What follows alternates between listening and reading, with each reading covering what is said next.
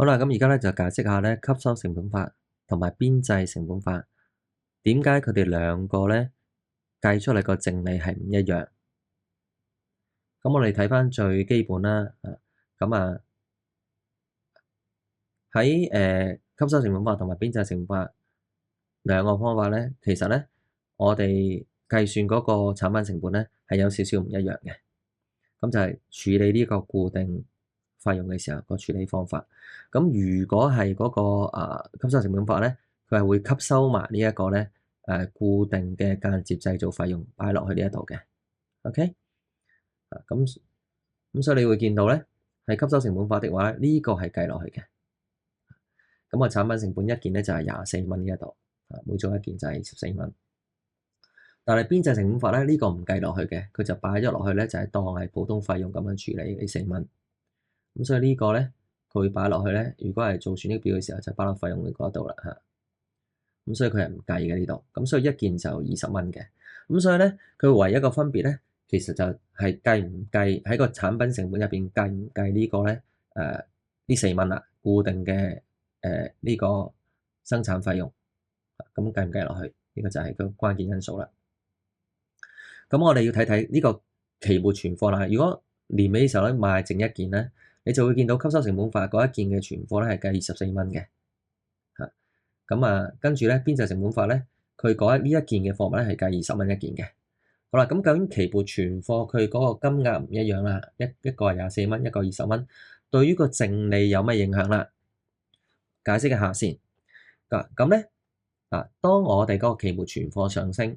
當喺呢度嚟講，當個期末存貨增加咗1000蚊啦，原本係29000蚊嘅購貨減嘅期末存貨3000蚊啦，而家就變咗咧加咗1000蚊，就變咗咧係4000蚊。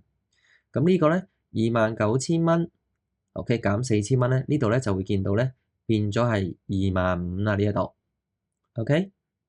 咁25000咧，跟住咧呢度咧，即係話個銷貨成本咧係會係即係減少咗嚇，你見到呢一度銷貨成本減少咗1000蚊啦。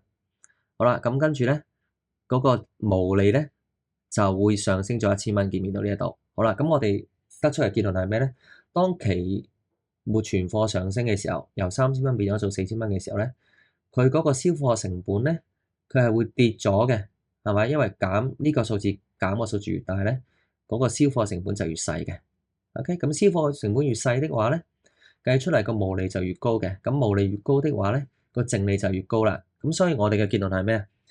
期末存貨增加咧，係會令到我哋個淨利大啲嘅。你見到睇唔睇到 ？OK，好啦，咁所以同一個邏輯，吸收成本法入邊咧，佢嗰個期末存貨咧係24蚊，多咗4蚊呢一度，呢個係少咗4蚊嘅。所以吸收成本法之下咧，如果有期末存貨的話咧，咁每一件咧，佢個會導致到吸收成本法入邊嗰個淨利咧係會高過邊際成本法個淨利係4蚊嘅，每多一件期末存貨。好啦，咁我哋睇睇每多一件期末存貨係咪？吸收成本法咧就會增加多24蚊嘅，因為期末存貨增加，即係淨利會增加啊嘛，係咪？啱唔啱？好啦，而邊際成本法咧，一件咧只係增加20蚊嘅啫，你見到呢一度係咪？每增加一件，咁所以呢個數字咧，吸收成本法個淨利咧係大過邊際成本法個淨利嘅。咁如果要夾數咧，我哋就咁樣夾啦。第一，吸收成本法我哋當得最簡單法，當得翻一件啦。吸收成本法個淨利咧，每多一件嗰個存貨咧，佢就會多24蚊。咁邊際成本法咧，只係多20蚊。咁我哋點樣調節？調節即係夾數，係咪？我哋學過銀行往來調節表啦。咁呢個調節咧就係其實你係由吸收成本法個淨利去夾翻邊際成本法個淨利。好啦，點計出嚟咧？呢度咧就係增加咗期末存貨一件啦，係咪？咁呢個就係一件嘅件數啦。跟住咧就乘翻就係4蚊呢一度。每一件係相差4蚊，就係咁啦。呢個4蚊，咁我哋就會夾到條數，就係咁樣。記住，當有期末存貨嘅時候咧，你就會見到咧，當期末存貨增加，你可以咁理解啦，或者係啦。咁每多一件的話咧，咁佢嗰個吸收成本法嘅淨利咧就會多過邊際成本法。每多一件就多4蚊。如果多100件就係多400蚊㗎啦，已經係。咁個邏輯就係咁啦。